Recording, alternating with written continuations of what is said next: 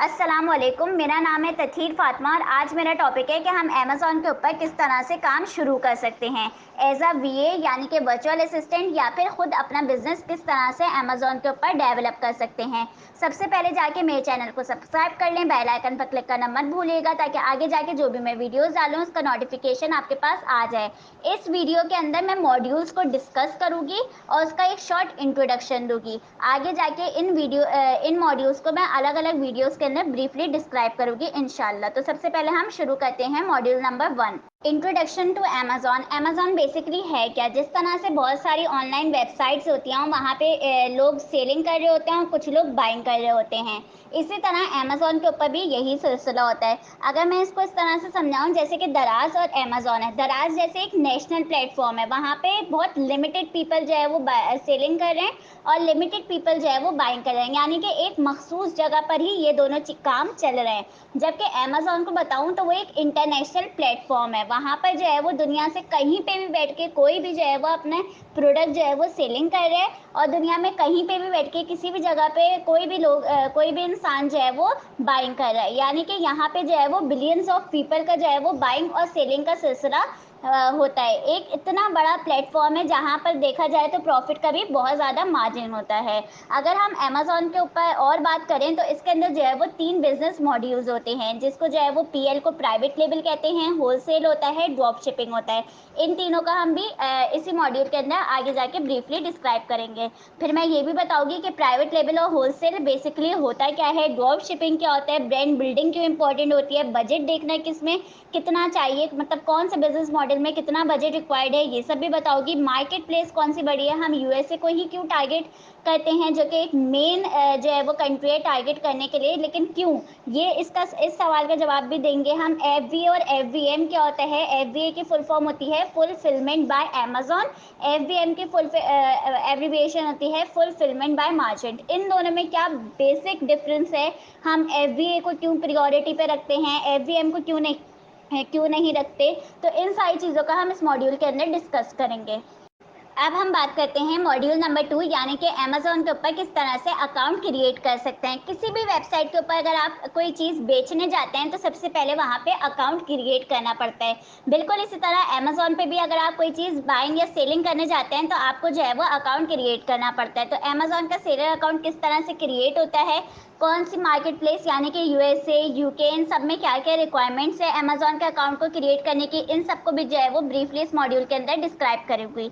लेकिन इसके ऊपर जो एक मेन बात है वो मैं ये बताती चलूँ कि यूके और यूएसए इन दोनों में फीसेस वगैरह कितनी चार्ज होती हैं, ये बहुत इंपॉर्टेंट चीज़ है जो कि हमें जानना ज़रूरी है। और जो एक बहुत अहम बात है वो ये कि अभी जो है वो कुछ साल पहले पाकिस्तान अमेज़न की लिस्ट में नहीं था, जिसकी वजह से हम पाकिस्तान में बैठकर अकाउंट जो है वो नहीं बना सकते थे, यानी कि हमें वीपीएस या वीपीएन इस्तेमाल करना पड़ता था अकाउंट बनाने के लिए। लेकिन एक गुड न्यूज़ ये है कि पाकिस्तान भी जो है वो अब अमेज़न की लिस्ट में आ चुका है और अब हम जो है वो पाकिस्तानी डिटेल्स के ऊपर पाकिस्तान में कहीं पे भी बैठ के बगैर वीपीएस और वीपीएन यूज़ किए हुए हम अमेज़न के ऊपर अपना अकाउंट क्रिएट कर सकते हैं। अब हम बात करते हैं मॉड्यूल नंबर 3 की, जिसके अंदर जो है वो लीगल और टैक्स मैटर्स को मैं डिस्कस करूँगी। एक हमारे पास होती है इनवॉइस, जिसको हमें वेट इनवॉइस कहा जाता है। ये अमेज़न हमसे कब डिमांड करता है, हमें ये कब बना लेनी चाहिए, इन सारी बातों को जो है वो मैं इसी मॉड्यूल के अंदर डिस्कस करूँगी। अब मैं जिस मॉड्यूल की बात कर रही हूँ वो सबसे अहम और सबसे मेन इंग्रेडिएंट है अमेज़न का, जिसको जो है वो प्रोडक्ट हंटिंग कहते हैं। प्रोडक्ट हंटिंग ही जो है वो बेसिकली सबसे मेन इंग्रेडिएंट है। अब इसकी मिसाल मैं एक चीज़ देकर समझाती हूँ कि जैसे कि एक बिरयानी होती है, उसके अंदर जो है वो राइस होते हैं, आलू होता है, चिकन होता है और बिरयानी मसाला होता है। अगर आपके पास राइस हैं, आलू हैं, चिकन है और बिरयानी मसाला नहीं है तो क्या बिरयानी बन जाएगी? यानी कि बगैर बिरयानी मसाला डाले क्या बिरयानी बन सकती है? ऑब्वियसली नहीं बन सकती। तो ये बात याद रखिएगा कि जो काम बिरयानी मसाले का है बिरयानी के अंदर, वही काम अमेज़न के प्रोडक्ट हंटिंग का है पूरे इस मॉड्यूल के अंदर। तो प्रोडक्ट हंटिंग जो है वो मेन चीज़ होती है, या मैं ये कह लूँ कि मेन इंग्रेडिएंट होता है अमेज़न का। तो इस मॉड्यूल के अंदर मैं ये डिस्कस करूँगी कि हम किस तरह से प्रोडक्ट हंट कर सकते हैं, कौन सा क्राइटेरिया बेस्ट है, कौन सी चीज़ें बेस्ट हैं, कौन सा सॉफ्टवेयर बेस्ट है, किस तरह से हम जो है वो प्रोडक्ट देखकर उसको जो है वो ऐसा प्रोडक्ट देखें जो कि हमें पता हो कि आगे जाके जो है वो एक ये कामयाब प्रोडक्ट कहलाएगा। तो इसे किस तरह से पहचाना जा सकता सकता है, कीवर्ड्स किस तरह से ढूंढे जा सकते हैं, कीवर्ड की रेलेवेंसी शीट किस तरह से बनाई जा सकती है, और क्या वो प्रोडक्ट उस प्रोडक्ट के लिए कैसे कैसे कीवर्ड्स ढूंढने चाहिए, क्या, क्योंकि कीवर्ड के ऊपर ही जो है वो बेसिकली प्रोडक्ट रैंक करता है एक तरीके से। यानी कि डिफरेंट तरीके होते हैं प्रोडक्ट को रैंक करवाने के लिए, लेकिन उसमें से एक जो तरीका होता है वो कीवर्ड का होता है। क्या आपने प्रोडक्ट ढूंढ लिया, अब उसका जो मेन एक और चीज़ होती है या हिस्सा होता है वो होता है कीवर्ड। तो इन सारी चीज़ों को मैं इस मॉड्यूल के अंदर डिस्कस करूंगी। अब हमारे पास जो मॉड्यूल है उसका नाम है प्रोडक्ट सोर्सिंग। क्या आपने प्रोडक्ट तो ढूंढ लिया, लेकिन आप उसको सोर्स कहाँ से करें? तो जो बेस्ट वेबसाइट है जिससे सोर्स किया जाता है वो होता है अलीबाबा। अब ये किस तरह से सोर्स किया जाए, सोर्सिंग की प्राइस क्या होनी चाहिए, यानी कि सप्लायर से जिनसे आप कांटेक्ट करते हैं, अगर वो आपको आपने जैसे आपने जो प्रोडक्ट निकाला है उसकी एवरेज प्राइस अमेजोन के ऊपर 10 और लोग उसको बेच रहे हैं, और किसी ने 18 रखी है, किसी ने $20 रखे है, उसकी एवरेज प्राइस आपको निकल के आ रही है $15। तो अगर एवरेज प्राइस $15 है तो यकीनन आप लोगों को इसको $13 में बेचना होगा, क्योंकि अगर आप कम प्राइस रखेंगे तभी आपके पास पब्लिक आएगी खरीदने के लिए, वरना पब्लिक वहीं जाएगी जहाँ पे कम प्राइस होगा, क्योंकि हर कोई क्वालिटी तो बेच रहे हैं लेकिन प्राइजेस में फिर जो है वो मुकाबला शुरू हो जाता है। तो ये बात देखनी होगी। फिर आपको अब आपने अगर $15 का बेच रहे हैं तो आपको ये देखना होगा कि मैं खरीदूंगा कितने में, जितने में मैं 15 का बेचूं, यानी कि 10 का खरीदूं तो 15 में बेचूं। तो आपको प्रॉफिट मार्जिन इस तरह से पता चलेगा। लेकिन फिर इसके अंदर Amazon FBA fees, charges, shipment charges, इन सबको भी कैलकुलेट करके आपको कैलकुलेशन का पूरा एक मेथड होता है वो करना पड़ेगा। तो ये सारी चीज़ें मैं जो है वो इस सोर्सिंग मेथड के अंदर या मॉड्यूल के अंदर डिस्कस करूँगी। अब हम बात करते हैं लिस्टिंग के ऊपर कि सबसे पहले आपने प्रोडक्ट भी हंट कर लिया, सोर्स कर लिया, लेकिन एक और जो मेन काम होता है वो होता है प्रोडक्ट की लिस्टिंग का, कि आपका प्रोडक्ट जो है वो किस तरह से दिखना चाहिए। जैसे कि लिस्टिंग के अंदर आप इमेजेस भी डालते हैं, प्रोडक्ट की डिस्क्रिप्शन भी डालते हैं। तो याद रखें कि जो खरीदने वाला होता है ना वो आकर डायरेक्ट अपने हाथ में प्रोडक्ट देखता नहीं है हाथ में पकड़ के कि क्या क्वालिटी है।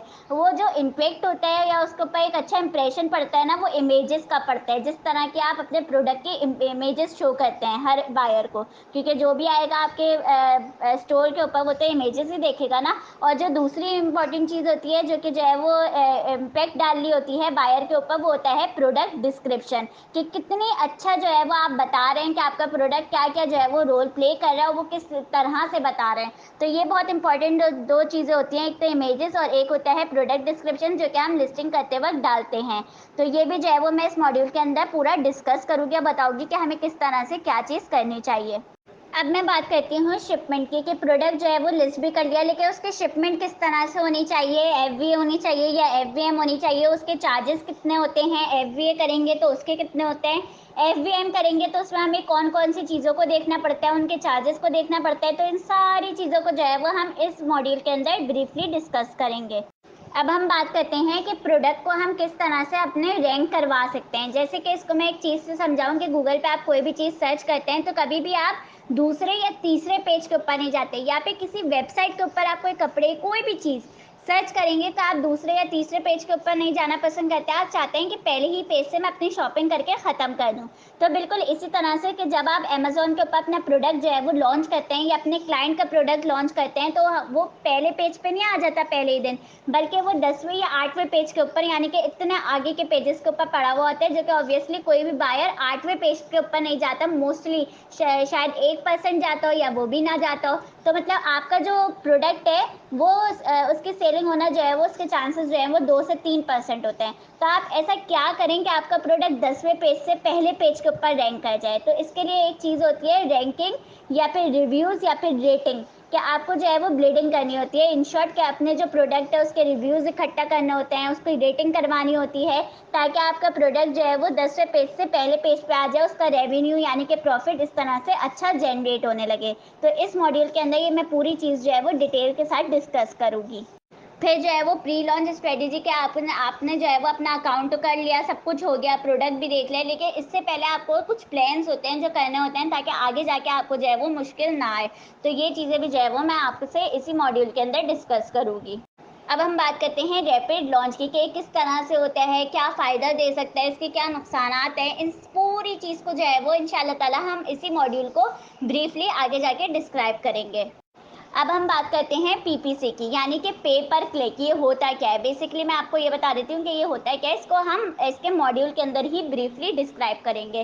पीपीसी का ये मतलब होता है जैसे कि यूट्यूब है, यूट्यूब के ऊपर एड्स आ रहे होते हैं, कभी किसी कपड़े का आ गया, कहीं ऑनलाइन चीज़ का आ गया जो आपको दिखी और आपने कहा ये वाली चीज़ मैं खरीद लूँ। मतलब एक बीच में वीडियोज़ के दौरान आप कुछ देख रहे हो, उसमें बीच में ऐड आ जाता है ना, तो आपने वही क्लिक कर दिया। आपने कहा अच्छा ये तो मेरी मतलब आप यही सोच रहे थे और आपको ये चीज़ दिख गई। आपने वहीं क्लिक किया और आपने जाके उस चीज़ को खरीद लिया, यानी कि आपने उसको क्लिक किया। तो ये बात याद रखें कि उसके पीछे जो ब्रांड है वो यूट्यूब को पैसे दे रहा है, या उसने जो है वो एडवर्टाइजमेंट की हुई है कि मैं जो है आप मेरा ऐड चलाना, मैं आपको पैसे दूंगा। अब पे पर क्लिक का क्या मतलब है कि अगर मैंने उसको क्लिक किया, यानी कि उसका ऐड चला और मैंने जो है वो वहीं से उसको जाके क्लिक कर दिया, तो उस ब्रांड के पैसे कट जाएंगे जो आपस में ब्रांड में डिसाइड हुए में होंगे ना, कि अगर एक क्लिक हुआ तो इतने पैसे कटेंगे, 2 क्लिक हुए तो इतने पैसे कटेंगे, तो उस वक्त पैसे कट जाएंगे। ये शर्त होती है कि अगर आप क्लिक कर दिया, अब ये नहीं कि वो जाकर खरीदे, ये इतना बड़ा वो नहीं होता। बस ये होता है अगर आपने क्लिक भी कर दिया ना, उस ब्रांड के पैसे कट जाते हैं, क्योंकि ये एडवर्टाइजमेंट होती है कि हाँ भाई हमारे प्लेटफॉर्म पे इसने आपकी चीज़ देखी और ये हमारे प्लेटफॉर्म से आपके ब्रांड के ऊपर आया, तो इस तरह हमारा चार्ज होना चाहिए। तो ये चीज़ होती है कि फिर बंदा जाके खरीदे ना खरीदे वो एक अलग बात होती है, लेकिन पे पर क्लिक होता है इसका मतलब, आप लोग समझ गए होंगे। आगे जाके इस मॉड्यूल के अंदर किस तरह से होता है, किस तरह से पीपीसी बनाई जाती है और इसके ज़रिए भी आपका प्रोडक्ट जो है वो रैंक होता है, इसको हम किस तरह से करते हैं, क्या इसकी जो है वो सारी सिचुएशन होती है, ये सारी चीज़ें भी जो है वो मैं इस मॉड्यूल के अंदर डिस्कस करूँगी। ये जितने भी मॉड्यूल्स है होपफुली कि आपको इसका जो है वो शॉर्ट इंट्रोडक्शन जो मैंने दिया है वो समझ में आ गया होगा। आगे जाके जो है वो इन ईच मॉड्यूल को मैं इंशाल्लाह ताला ब्रीफली डिस्क्राइब करूँगी। अपना बहुत ख्याल रखिएगा। अगले लेक्चर में अगली वीडियो में मुलाकात होगी। जब तक के लिए अल्लाह हाफिज़।